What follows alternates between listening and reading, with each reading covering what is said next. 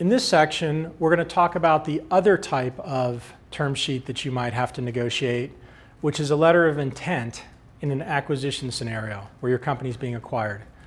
We're going to spend time on a relatively simple case all the way throughout, which is a two-party transaction where there is an explicit buyer of your company.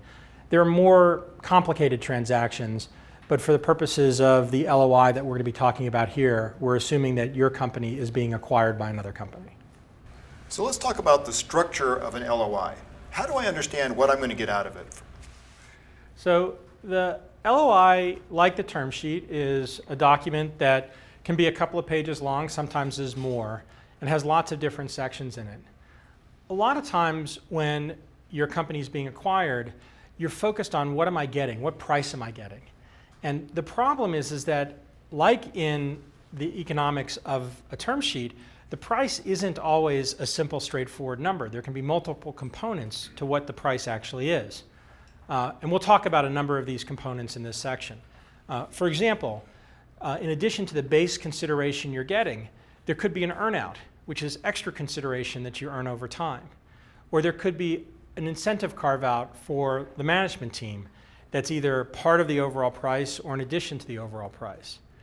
There will often be an escrow, which is some amount of the consideration that's held back for a period of time to make sure that reps and warranties, which we'll talk about, get satisfied. So there's multiple components to the actual price, notwithstanding the fact that in some companies you might be being acquired for cash, and in other companies you might be being acquired for stock in their company. If it's a public company, it's relatively easy to understand what the value of that stock is. If it's a private company, it's a lot harder to understand the value of the stock. So the actual price is not as simple as just understanding a single number.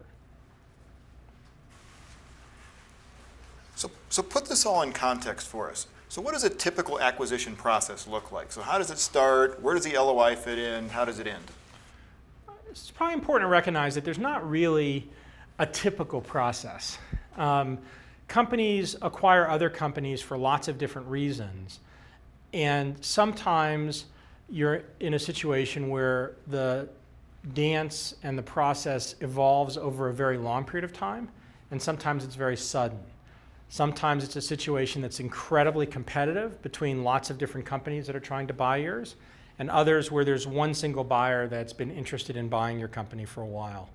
There are situations where you might shop the company actively, trying to find other people who are interested to try to drive up the value of the acquisition. There are other situations where you might be delighted with only working with the one company that's approached you. You could be in a situation where you have to sell the company because you're running out of cash and your investors are pushing you to sell the business.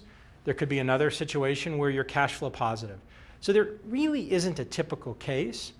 I would break down the long arc of these different scenarios into the following stages, however.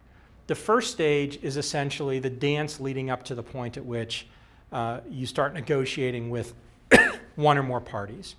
The second stage is negotiating to and agreeing the letter of intent.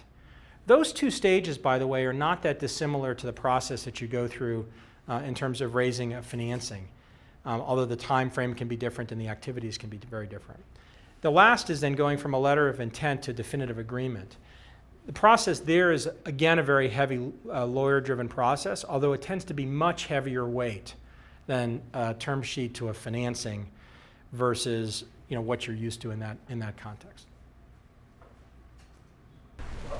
What activities should an early stage company, prior to even entering or thinking about these negotiations, take to prepare itself to be a good acquisition target? Because it is a very likely successful outcome relative to going on. That's right. Most of the success outcomes for an early stage company will be to be acquired. I think the most important is to recognize that you're likely on a path to be acquired. I think a lot of people advise entrepreneurs to never think about the exit and just focus on building a great company. I believe you shouldn't worry about the exit and should focus on building a great company, but you should also recognize that it's likely that you're going to get acquired, and so you should be working on developing those relationships and be open to any inquiry from anyone who might look like a potential acquirer. I also encourage entrepreneurs, as their companies start to mature and take shape, to start to think about who those potential acquirers are and to actively develop relationships with them so that it's not just the case of random happening, but if random does happen, you at least know who you should reach out to because something's going on. And by the way, a lot of times relationships that turn into business relationships of some sort often lead to acquisition discussions. So the process of completely ignoring it is a mistake. The other thing, which is part of the essence of getting your capital structure right and being serious and deliberate about your corporate records, it may seem like a nuisance as an entrepreneur to have to deal with all of this stuff. In the context of a venture financing, you'll start doing annual audits, right? You'll do 401(a) evaluations. There's all these things that you'll end up doing that are part of the overhead of being a growing startup company. Many of those things are in place because at the time at which an acquisition happens, you have to get all that stuff organized and put together.